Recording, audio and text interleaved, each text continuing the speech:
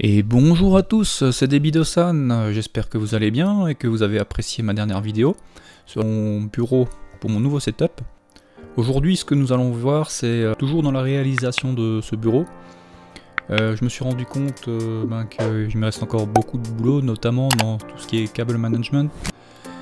Pour cela, je vais déjà commencer par imprimer des supports sur mesure pour mes blocs multiprises afin de les fixer à l'envers de manière invisible sous les plateaux du bureau. Sans plus tarder, entrons dans le vif du sujet avec la réalisation des supports. Donc je vais vous montrer comment je procède pour ce genre de petit projet. Donc tout d'abord, je me saisis de mon pied à coulisse, je relève quelques cotes, et puis je dessine un petit croquis sur une feuille de papier qui me servira ensuite sous Fusion 360 pour pouvoir créer ma pièce en 3D en quelques clics. Commençons par créer notre sketch. Comme d'habitude, nous sélectionnons notre face. Je vais partir sur un rectangle sur lequel je vais saisir mes cotes.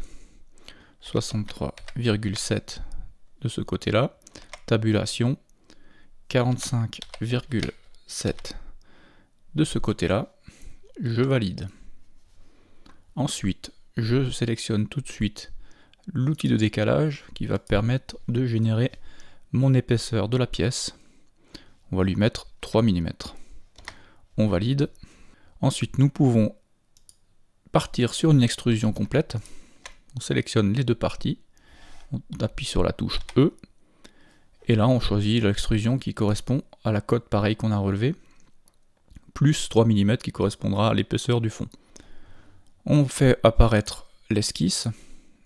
Et là, on fait une extrusion de 20,4. Voilà, là on est déjà sur le cadre dans lequel le bloc multiprise va s'encastrer côté où il n'y a pas le câble. Maintenant on va mettre en place des languettes qui vont nous permettre de visser ça sur le plateau. Donc pour faire cela, nous allons commencer par faire un plan de décalage qui va nous servir par la suite pour faire une symétrie parce que je vais faire le fainéant, j'ai pas envie de refaire ce que j'ai déjà fait. Donc rappelez-vous, nous avons mis une épaisseur de 3 mm, donc il faut rajouter la cote donc, de 3 mm x 2 à 63,7. On est donc à 69,7 total, donc on fait 69,7, plutôt moins 69,7, divisé par 2. Et on valide. Et normalement, si tout va bien, nous sommes au milieu. Ensuite, nous allons éditer cette face. Donc on clique dessus, on fait esquisse, ligne. On va rajouter une ligne qui va partir de 3 mm. Et on termine l'esquisse.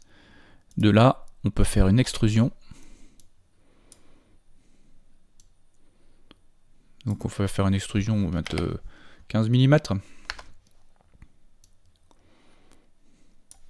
On sélectionne cette face, on fait esquisse, ligne, on va joindre ici, terminer l'esquisse, on sélectionne cette face et on fait une extrusion à nouveau là pour pouvoir porter sur une longueur un peu plus importante avec les vis de 20 mm. On fait OK, joindre. Maintenant, nous allons mettre en place nos trous de vis. Là, ce qu'on va faire, c'est éditer cette face. Ligne, toujours. On se met au centre. Donc, on voit bien le petit triangle apparaître. Ça veut dire qu'on est au centre. On choisit ligne de construction pour avoir des lignes en pointillés. Ensuite, on rajoute une ligne au milieu. Voilà. Et nous, on va se mettre entre les deux. Donc, on va mesurer simplement la distance entre là et là, on est à 21,7. Enfin, on va rajouter un point à 21,7 divisé par 2.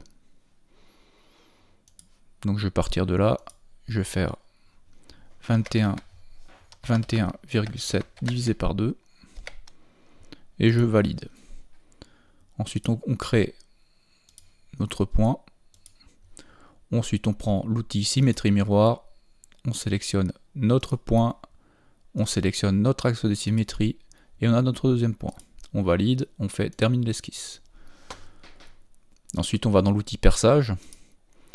On sélectionne une fraisure. On ne prend pas un trou borgne, on prend un trou qui est débouchant. On sélectionne nos points. Et là, on met les cotes qui correspondent à notre vis. Alors, de mémoire, nous avons une vis qui a une tête de 8,5 de large. Et nous allons mettre un trou d'un diamètre de 6,5. On fait OK. Voilà.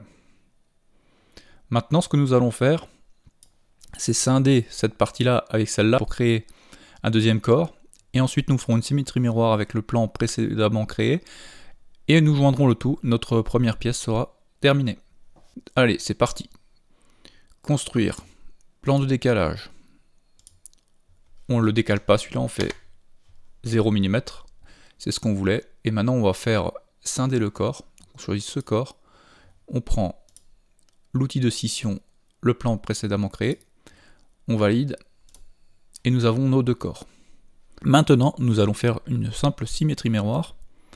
Donc on fait créer symétrie miroir de ce corps par rapport à ce plan.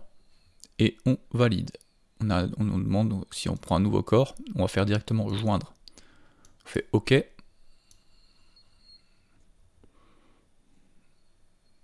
Et voilà, notre pièce est réalisée. Nous n'avons plus qu'à combiner nos trois corps. On va dans combiner.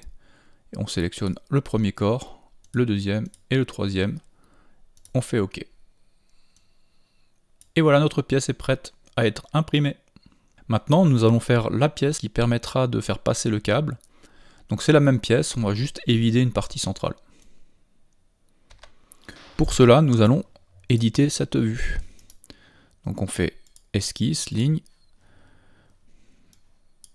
Et là, donc on part du centre. On va mettre 5 mm. On va descendre jusqu'à ce niveau-là.